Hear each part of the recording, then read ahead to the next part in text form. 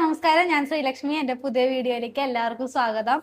ഇനി കുറച്ച് ദിവസത്തെ വീഡിയോ ഒരാഴ്ച നീണ്ടു നിൽക്കുന്ന വീഡിയോ ആണ് കേട്ടോ. വേറെ ഒന്നുമല്ല, മുളഞ്ഞൂർ മന്നത്തുകാവ് അമ്പലത്തിലത്തെ ഉത്സവം ഇന്ന് മുതൽ ആരംഭിക്കുകയാണ്. അപ്പൊ ആ അമ്പലത്തിൽ ഇത്രയും ഞാനിപ്പോ വന്നിട്ട് ഏകദേശം 3 കൊല്ലം ആവണുള്ളൂ. അപ്പൊ അതിന് മുന്നേ ഇട്ടിട്ടും അച്ഛനായിരുന്നു പൂജ കഴിക്കണ്ടായിരുന്നത്. അച്ഛനു മുന്നേ ഇവിടുത്തെ മുത്തശ്ശനാണ് പൂജ കഴിക്കണ്ടായിരുന്നത്.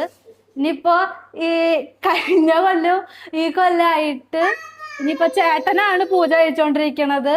അതിനിപ്പോ തലമുറകളായിട്ട് ഇങ്ങനെ മാറിക്കൊണ്ടിരിക്കുകയാണ്. അപ്പൊ ഇനി അതിന്റെ ആ അമ്പലത്തിന്റെ കൂടുതൽ വിവരങ്ങളും വിശേഷങ്ങളൊക്കെ നമുക്ക് ഇനി അച്ഛനോട് ചോദിച്ചറിയാം. നമസ്കാരം. മുളഞ്ഞൂർ മന്നത്തുകാവ് ഭഗവതിയെക്കുറിച്ച് എന്തെങ്കിലും പറയുക എന്ന് പറഞ്ഞാൽ അത് അസംഭവ്യമെന്ന് എനിക്ക് പറയാൻ പറ്റൂ. കാരണം അത്രയും മഹത്തായ ഒന്നിനെ വാച്യതലത്തിൽ കൊണ്ടുവന്ന് നിങ്ങളോട് വിവരിക്കുക എന്നുള്ളത് അതികഠിനമാണ്. എങ്കിലും എനിക്കറിയാവുന്ന ചില കാര്യങ്ങൾ പറയാം.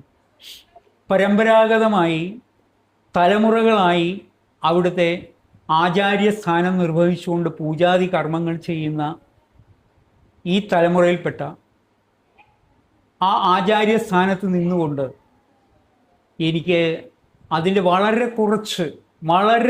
കുറച്ച് കാര്യങ്ങൾ മാത്രം, കാരണം ആ ശക്തിയെക്കുറിച്ച് വിശേഷിപ്പിക്കാൻ പറ്റില്ല. അനിർവർണ്ണനീയമാണത്, അനിർവചനീയമാണത്. അതുകൊണ്ട് തന്നെ ഭഗവതിയെക്കുറിച്ച് ഞാൻ അറിഞ്ഞ, അനുഭവിച്ച കുറച്ച് കാര്യങ്ങൾ നമുക്ക് പറയാം. ഭഗവതി മുളഞ്ഞൂർ മന്നത്തുകാവ് ഉത്സവം എന്ന് പറയുന്നത് തന്നെ വർഷത്തിൽ 7 ദിവസം നടന്നു വരുന്ന ഒരു ചടങ്ങാണ്. 7 ദിവസത്തെ വർണ്ണാഭമായ ഒരു ചടങ്ങാണ്. ഈ മുളഞ്ഞൂർ എന്ന് പറഞ്ഞാൽ, അല്ലെങ്കിൽ മുളഞ്ഞൂർ മന്നത്തുകാവ് ഭഗവതി ക്ഷേത്രത്തിന് സമീപമായിട്ട് അനേകം ക്ഷേത്രങ്ങളുണ്ട്. എല്ലാ ദേവീദേവന്മാരുടെയും ക്ഷേത്ര സമുച്ചയം എന്ന് വേണമെങ്കിൽ നമുക്ക് പറയാം. ഈ ഉത്സവ വേളയിലേക്ക് സമാരംഭം കുറിക്കുന്നതാണ് മന്നത്തുകാവ് ഉത്സവത്തിൻ്റെ ആരംഭം. തിരുവോണം നാളിൽ കൊടിയേറ്റം നടത്തി കൂറ കയറ്റി ഉത്സവം ആരംഭിക്കുകയാണ്. മന്നത്തുകാവ് കൊടിയേറ്റത്തോടു കൂടി സമീപത്തുള്ള എല്ലാ ക്ഷേത്രങ്ങളിലും ഉത്സവ ലഹരിയിലേക്ക് പോവുകയാണ്. ഈ 7 ദിവസം ഈ മന്നത്തുകാവിൽ തുടക്കം കുറിക്കുന്ന ഈ ഉത്സവം അവസാനം ഭരണിവേലയ്ക്ക് ശേഷം ആറാട്ടോടുകൂടി ഇവിടെ തന്നെ ഇത് സമാപനം തീർക്കുകയും ചെയ്യും. അങ്ങനെ ആരംഭം മുതൽ സമാപനം വരെ നിറഞ്ഞു നിൽക്കുന്ന, വർണ്ണാഭമായി നിൽക്കുന്ന ഒരു ഉത്സവമാണ് ശ്രീ മുളഞ്ഞൂർ മന്നത്തുകാവ് ഭഗവതി ഉത്സവം.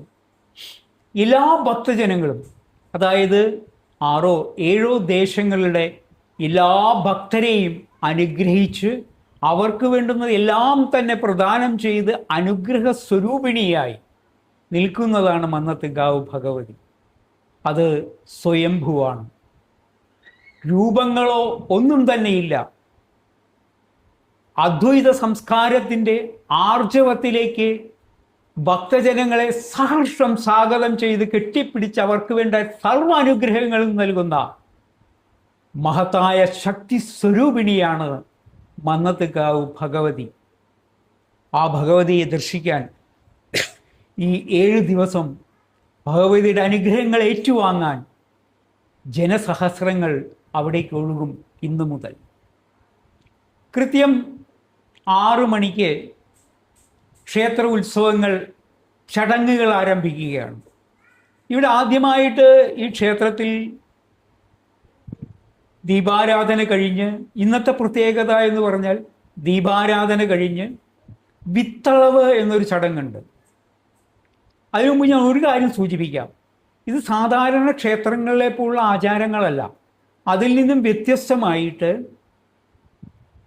സാഭൂതം വീക്ഷിക്കാനും സാഭൂതം അതിൻ്റെ തത്വത്തിലേക്ക് ഭക്തജനങ്ങളുടെ ശ്രദ്ധയെ ആകർഷിച്ചുകൊണ്ട് ആ ഉത്സവ ലഹരിയിൽ ആറാടിച്ച് ഭക്തിയുടെ പൂർണ്ണത ഓരോ ഭക്തജനങ്ങളുടെ ഹൃദയത്തിലേക്കും പ്രദാനം ചെയ്യാൻ ഭഗവതി സ്വയംഭൂവായിട്ട് അവതരിപ്പിച്ചതാണ്. രൂപങ്ങളില്ല, നാമമില്ല, ഒരേ ഒരു മന്ത്രം, അമ്മ, ഏവരുടെയും അമ്മ, ഏവരുടെയും അമ്മ. ആ അമ്മയുടെ ഉത്സവമാണ് ഇന്ന് നമ്മുടെ മുളഞ്ഞൂർ മന്നത്ത് ഭഗവതി ക്ഷേത്രത്തിൽ സമാരംഭം കുറിക്കുന്നത്. അപ്പോൾ ഇതിൽ ആദ്യത്തെ ചടങ്ങ് എന്ന് പറഞ്ഞാൽ വൈകുന്നേരങ്ങളിലാണ്. ആകെ ഒരാഴ്ചയാണ് ഈ ക്ഷേത്രം തുറക്കുക. ഒരാഴ്ച മാത്രം നീണ്ടു നിൽക്കുന്ന പൂജാവിധാനങ്ങൾ മാത്രമേ ഈ ക്ഷേത്രത്തിന് അനുബന്ധമായിട്ടുള്ളൂ. അതുകൊണ്ട് തന്നെ ഇത് രാവിലെ ഉച്ചയ്ക്ക് പകല് അങ്ങനെയുള്ള പൂജാ സമ്പ്രദായവുമല്ല. വൈകുന്നേരം 6 മണിയോടെ ആരംഭിച്ച് മറ്റാഘോഷങ്ങളെല്ലാം തീർന്ന് ഒരു 11 മണിയോടുകൂടി, രാത്രി 11 മണിയോടുകൂടി അവസാനം കുറിക്കുന്ന ഒന്നാണ്. ആ അവസാനത്തിൽ ആരംഭത്തിൽ ഇതുപോലെ ക്ഷേത്ര പൂജ ആദ്യം ആരംഭിക്കും. അത് കഴിഞ്ഞ് ദീപാരാധന ഉണ്ടാവും. ആദ്യത്തെ ദിവസത്തെ കാര്യമാണ് കേട്ടോ പറയണേ. ദീപാരാധന ഉണ്ടാവും. അതിനുശേഷം വിത്തളവ് എന്നൊരു ചടങ്ങുണ്ട്. ഇത് മുളഞ്ഞൂർ നായർ തറവാടിനെ കേന്ദ്രീകരിച്ച് അവരുടെ മുന്നോടി അവരുടെ താല്പര്യത്തിൽ നടത്തിക്കൊണ്ടുവരുന്ന ഒരു ക്ഷേത്രമാണ്. ഇപ്പോൾ കമ്മിറ്റിയായി നാട്ടുകാരെല്ലാവരും ചേർന്ന് ഒരു വളരെ ആഘോഷപൂർവ്വമായി ആഘോഷിക്കുന്നതാണ്. എങ്കിലും സാമ്പ്രദായികമായിട്ട് ആ മുളഞ്ഞൂർ നായർ സമുദായവുമായിട്ട് മുൻനിരയിൽ നിന്നുകൊണ്ട് നടത്തി വരുന്ന ഉത്സവമാണ്. അതുകൊണ്ട് തന്നെ ആദ്യത്തെ ചടങ്ങെന്ന് പറഞ്ഞാൽ വിത്തളവ് എന്നുള്ളതാണ്. വിത്തളവ് എന്ന് പറഞ്ഞാൽ ചിലപ്പോൾ കേട്ടിരിക്കില്ല, കാരണം ഈ ക്ഷേത്രത്തിൻ്റെ മാത്രം ഒരു സമ്പ്രദായമാണത്. ആ വിത്തളവ് എന്ന് പറഞ്ഞാൽ അവിടെ ചിറക്കിൽ നായരുടെ ആഭിമുഖ്യത്തിൽ വിത്ത്, അതായത് നെല്ല്. അതിനു മുമ്പ് ഒരു കാര്യം സൂചിപ്പിച്ചാലേ ഇതിലേക്ക് നിങ്ങൾക്ക് മനസ്സിലാവും. കാരണം ഇവിടെ ഈ ക്ഷേത്രത്തിൽ വെച്ച് നിവേദ്യമില്ല, വിത്താണ് നേദിക്കുന്നത്. പ്രധാന നേദ്യം എന്ന് പറയുന്നത് നെല്ലാണ്, വിത്ത്. അതുപോലെ ഇളനീരാണ്, വിത്തും ഇളനീരും. അതുപോലെ വെച്ച് നിവേദ്യങ്ങളൊന്നുമില്ല. മറ്റ് വെച്ച് നിവേദ്യങ്ങളൊക്കെ ഇതിന് പുറത്ത് ഇതിന് പുറത്ത് ക്ഷേത്രാങ്കണത്തിൽ മറ്റ് പറകളും മറ്റ് നിവേദ്യങ്ങളും സർവ്വവും അവിടെ നേദിക്കും. പക്ഷെ ക്ഷേത്രത്തിൻ്റെ ഉള്ളിൽ നമ്മൾ നേദിക്കുന്നത് നെല്ലാണ്, വിത്ത് എന്ന് പറയും. വിത്ത് നമ്മുടെ ശരീരത്തിൻ്റെ തന്നെ ഏറ്റവും പ്രധാനപ്പെട്ട ഘടകമായിരിക്കുന്ന അരി പ്രദാനം ചെയ്യുന്ന, ആരോഗ്യത്തെ പ്രദാനം ചെയ്യുന്ന ആ വിത്ത്. അതുപോലെ തന്നെ ആ വിത്ത് എന്ന് പറയുമ്പോൾ വെറും ആരോഗ്യം മാത്രമല്ല, സമ്പൽ സമൃദ്ധിയുടെയും കൂടി പ്രതീകമാണ്. അതുപോലെ തന്നെ ഇളനീർ, ശുദ്ധമായ ബോധത്തിലേക്ക് നമ്മളെ ആ ശരീരത്തിനെ ശുദ്ധീകരിക്കാൻ ഏറ്റവും പ്രയോജനപ്രദമായ ഇളനീർ. ഇത് രണ്ടുമാണ് അമ്മയുടെ നിവേദ്യം. ഈ ഒരാഴ്ച ഈ നിവേദ്യം അർപ്പിച്ചുകൊണ്ടാണ് നമ്മൾ പൂജാതി കാര്യങ്ങൾ നടത്തുന്നത്. അതുകൊണ്ട് തന്നെ അമ്മയുടെ ആ വിത്തിന് പ്രാധാന്യം ആദ്യം തന്നെ കൽപ്പിച്ചുകൊണ്ട് കൂറ കയറി കഴിഞ്ഞാൽ ഈ ചിറക്കിൽ നായർ ഒരു വട്ടിയിൽ വിത്തുമായി വന്ന് അവിടെ വരുന്ന എല്ലാ ഭക്തർക്കും ആ സമ്പൽ സമൃദ്ധിയുടെ പ്രതീകമായി കുറേശ്ശെ വിത്ത് കൊടുക്കും. ആ വിത്ത് വാങ്ങിക്കാൻ സഹസ്രക്കണക്കിന് ആളുകൾ അവിടെ എത്തും. ഈ അമ്മയുടെ 6 ദേശങ്ങളും പെട്ട എല്ലാ സർവഭക്തരും ആ ക്ഷേത്രാങ്കണത്തിൽ ഈ വിത്ത് ആ ചിറക്കൽ നായരുടെ കയ്യിൽ നിന്നും വാങ്ങിക്കാനായിട്ടെത്തും. ആ വിത്തളവ് കഴിഞ്ഞു കഴിഞ്ഞാൽ പിന്നെ പുഷ്പാഞ്ജലികളുടെ ഒരു നിരയാണ്. സഹസ്രക്കണക്കിന് പുഷ്പാഞ്ജലികൾക്കായി ആളുകൾ ക്യൂ ആയിട്ട് വന്നുകൊണ്ടിരിക്കും. അവിടുത്തെ ഈ ആചാര്യസ്ഥാനത്തുള്ള ആ പൂജാരി അവർക്ക് എന്താ പറയുക, പുഷ്പാഞ്ജലി സ്വാഗതം നൽകും. അതുപോലെ തന്നെ അവർ ആവശ്യപ്പെടുന്ന വഴിപാടുകൾ, ദീപം, 1000 തിരി, നിറപറ തുടങ്ങി ഒരുപാട് വഴിപാടുകളുമായിട്ട് ഭക്തജനങ്ങൾ എത്തുക. അവർ ആവശ്യപ്പെടുന്നത് പോലെ അവർക്ക് വേണ്ടുന്ന രീതിയിൽ ആ കടാക്ഷം ഭഗവതിയിൽ നിന്നും ലഭിക്കാനായിക്കൊണ്ട് മറ്റ് പൂജാതി കർമ്മങ്ങളും അവിടെ നടക്കും. അതിനുശേഷം ക്ഷേത്രാങ്കണത്തിൽ ക്ഷേത്രകലകളുടെ ഒരു രീതി അവിടെ നടമാടും.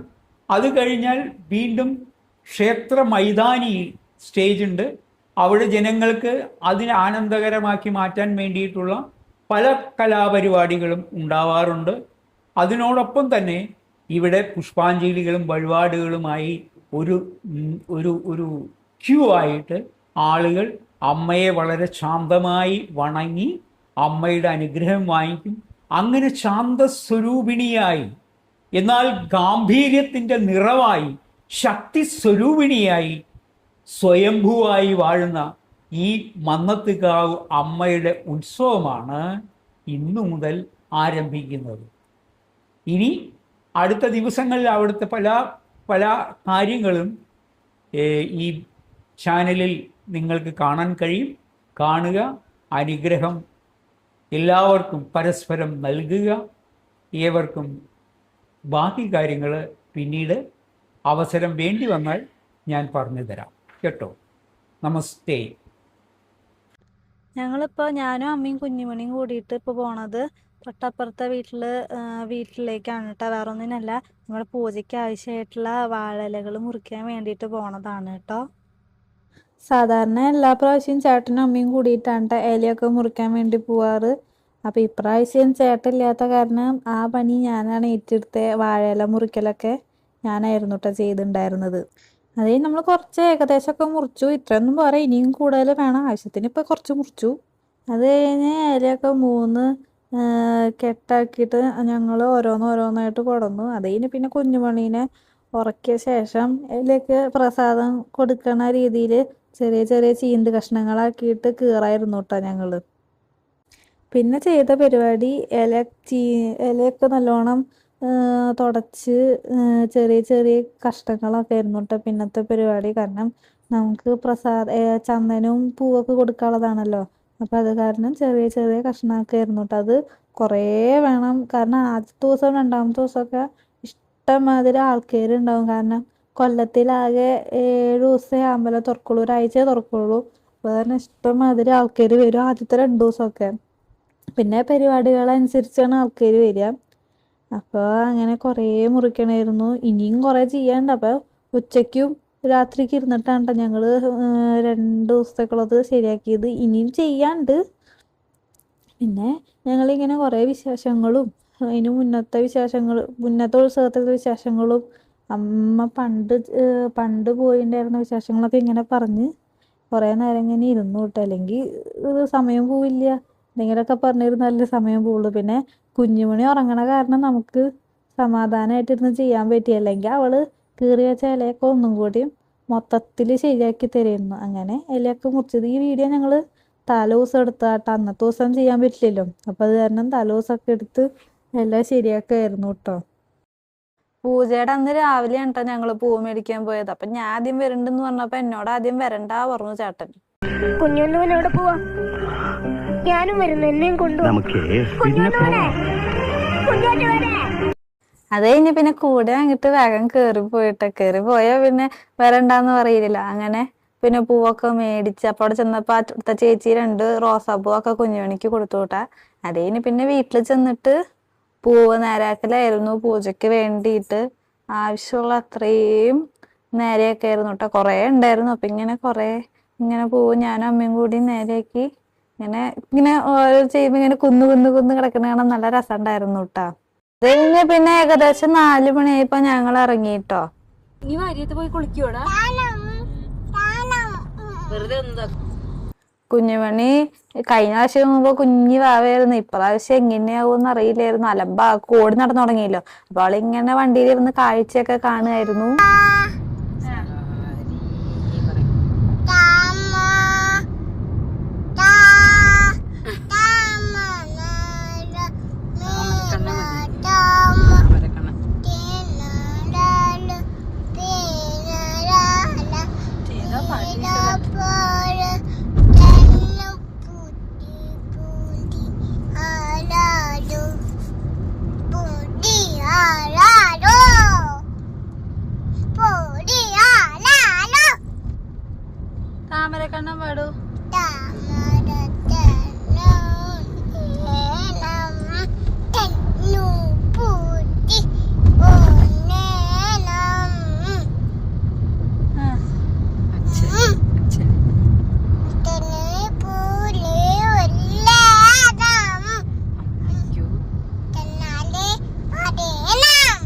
നീ വാ വാ വാ പാടൂ.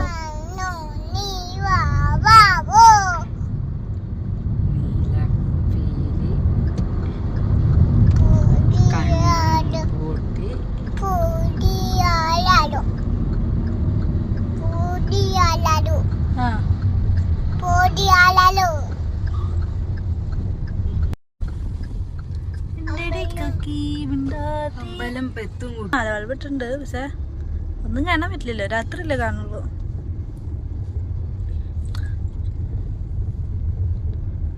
ഭരണി വേലക്കുള്ളതാവൂലേ? ഭരണി വേലയുടെ തുടക്കം ഇവിടുന്നാണല്ലോ. ഇന്നലെ തുടങ്ങും. ഇങ്ങനെ കുറച്ച് ഭരണി വേലയുടെ തലേ ദിവസം കുറച്ചുകൂടി നല്ലോണം വരും. അവിടേക്ക് അങ്ങനെ ഇതാ ശ്രീ മുളഞ്ഞൂർ മന്നത്തുകാവ് അമ്പലത്തിലേക്ക് ഞങ്ങൾ ഇതേ കയറാൻ പോവാണ് കേട്ടാ. ഇതാണ് കേട്ടോ ഇത് അമ്പലത്തിന്റെ ഗ്രൗണ്ട് വശമാണ്. ഇപ്രാവശ്യം പൂജ കഴിക്കാൻ പോകുന്നത് ചേട്ടനാണ്. അമ്പലത്തിന്റെ ഒരു ഫുൾ വ്യൂ ഒന്ന് ഒരു ഓട്ടപ്രദക്ഷിണം മാതിരി ഞാൻ കാണിച്ചു കേട്ടാ. ആ കാണുന്നത് സ്റ്റേജ്, ഇവിടെ ഇതാണ് ഗ്രൗണ്ട്, പിന്നെ ഇതേ കാണുന്നതാണ് കേട്ടോ. ഗ്രൗണ്ട് നോക്കുമ്പോൾ അമ്പലത്തിന്റെ സൈഡ് വരുന്നത് ഇങ്ങനെയാണ് കേട്ടാ.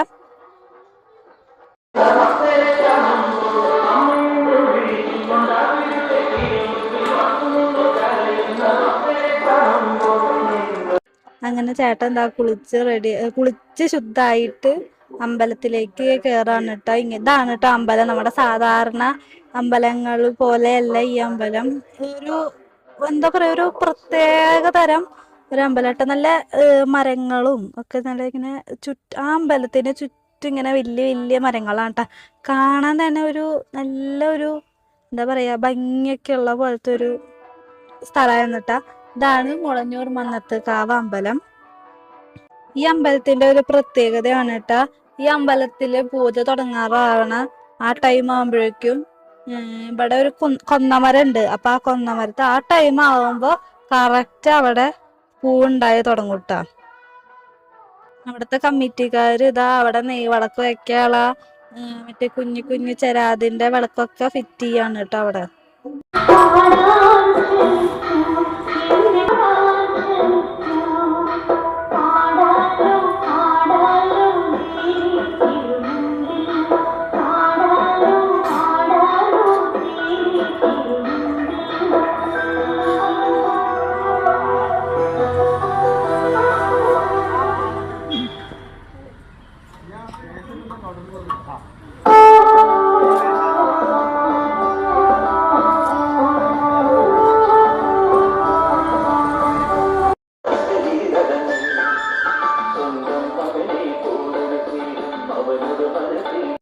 കുഞ്ഞുമണി സാധാരണ എല്ലാ അമ്പലച്ചെണ്ണ കാണിക്കുന്ന പോലത്തെ കുറുമ്പ് തന്നെ ഇപ്രാവശ്യം ഇവിടെ കാണിച്ചു. പക്ഷെ ഇവിടെ ഒരു പ്രത്യേകത ഉണ്ടായിരുന്നു. അമ്പലത്തിനുള്ളിൽ പൂജ കഴിക്കണത് ചേട്ടനായ കാരണം അവിടെ ഉള്ളിൽ നിന്ന് പൈസ ഒക്കെ എടുക്കാനാണ് ഇവള് നോക്കിണ്ടായിരുന്നത്. അങ്ങനെ ഈ കൊല്ലത്തെ ഉത്സവം ഇവിടെ കൊടി കയറാണ് കേട്ടാ. എല്ലാവരും കൂടി നിൽക്കുന്നുണ്ടായിരുന്നു കൊടി കയറണത് കാണാൻ വേണ്ടിയിട്ട്. ഇവിടെ എന്തോ കൊടി കയറണതിന് പറയുന്നത് കൂറ കയറാന്നാണ് കേട്ടാ കൊടി കയറണതിന് പറയണത് ഈ ഭാഗത്തൊക്കെ. ഈ കാണുന്ന ക്യൂ ഇവിടെ വിത്തളവ് കൊടുക്കും. ആദ്യത്തെ ദിവസം വിത്തളവാണ് കൊടുക്കുക. അതായത് ഇപ്പൊ കൂടുതൽ ഡീറ്റെയിൽസ് എനിക്കറിയില്ല, ഇൻട്രൊഡക്ഷനിൽ അച്ഛൻ പറഞ്ഞിട്ടുണ്ട്. അപ്പൊ അതാണ് സംഭവം. അതിന്റെ ക്യൂ ആണ് കേട്ടോ ഈ കാണുന്നത്. അത് കഴിഞ്ഞ് കഴിഞ്ഞാൽ പിന്നെ സ്റ്റേജില് പരിപാടികൾ തുടങ്ങും. അപ്പൊ ആദ്യത്തെ പരിപാടി ഉണ്ടായിരുന്നത് ഡാൻസ് ആണ് കേട്ടോ.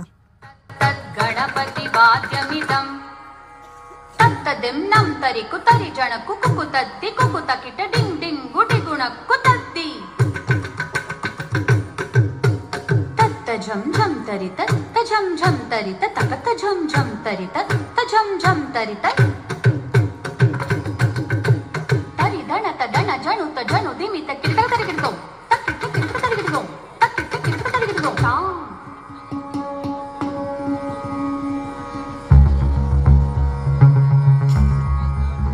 तक तकिट तक तकिट तक तकिट तत्तो शशि कलित मौलिनं शूलिनं दित्तकिट दित्तकिट दित्तकिट तत्तो विमल शुभ कमल जल पादुकं पाणिनं तक तकिट तक तकिट तक तकिट तत्तो प्रमथ गण गुण कथित शोभनं शोभितं दिन तकिट तत्तो ऋतुल भुज सरसिज विषाणकं पोषणं दिन तकिट तत्तकिट तत्ता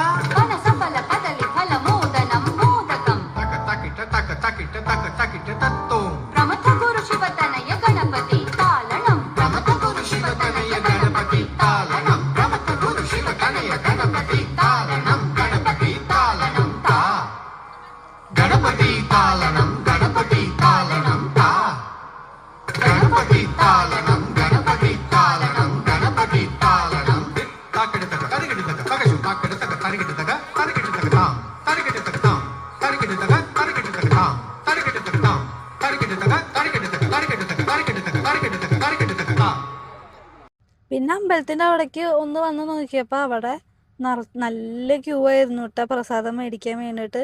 അത്യാവശ്യം നല്ലോണം ക്യൂ ഉണ്ടായിരുന്നു കേട്ടോ. പിന്നെ കുറച്ച് നേരം നോക്കിയപ്പോ റോഡ് വരെ എത്തി ക്യൂവ്. പിന്നെ ഡാൻസ് പരിപാടി കഴിഞ്ഞ് സ്റ്റേജിലേക്ക് പിന്നെ സ്റ്റേജിൽ പരിപാടി ഉണ്ടായിരുന്നത് തിരുവാതിരക്കളി ആയിരുന്നു കേട്ടോ.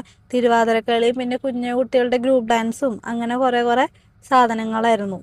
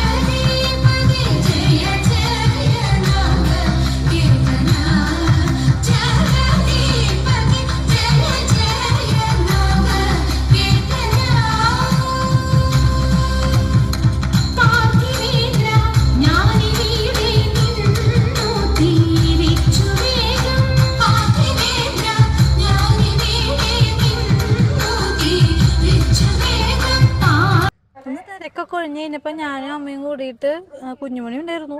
ഞാനും അമ്മയും കുഞ്ഞുമണിയും കൂടിയിട്ട് ലൈറ്റൊക്കെ ഇട്ടതും പന്തലൊക്കെ ഇട്ടതും ഒക്കെ കാണാൻ പോയിട്ടാ. പിന്നെ കുഞ്ഞുമണി ബലൂൺ വേണമെന്ന് പറഞ്ഞ് വാശിയായിട്ട് അപ്പം അങ്ങനെ അതൊക്കെ മേടിക്കാനൊക്കെ ആയിട്ട് ഇങ്ങനെ ഞങ്ങൾ പതിയെ റോട്ടിലേക്കൊക്കെ ഇറങ്ങി റോട്ടിലെ ലൈറ്റ് അറേഞ്ച്മെന്റ്സ് ഒക്കെ ഇങ്ങനെ കണ്ട് കുറേ നേരം ഇങ്ങനെ നടന്നു.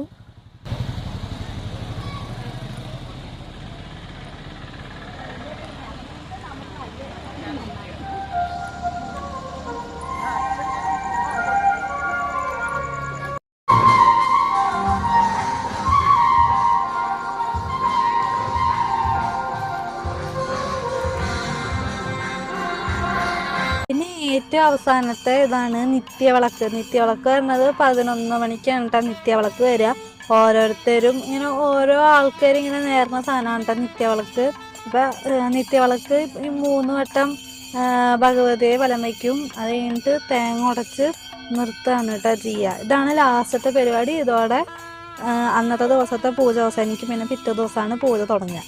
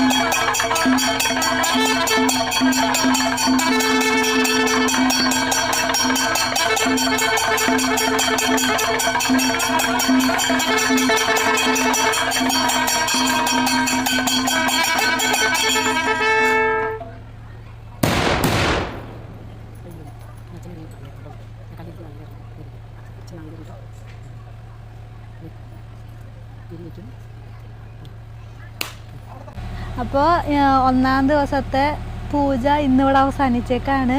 ഇനി നാളെ അടുത്ത വീഡിയോ ആയിട്ട് അടുത്ത ദിവസത്തെ പൂജ. ഇന്നത്തെ ഏകദേശം സെയിം തന്നെയാവും നാളെ, പക്ഷേ കലാപരിപാടികൾ വ്യത്യാസം ഉണ്ടായിരിക്കും. ഇനിയിപ്പോൾ നാളെ എന്തോ ബാലയോ നാടകമോ അങ്ങനെ എന്തൊക്കെയോ ഉണ്ട്.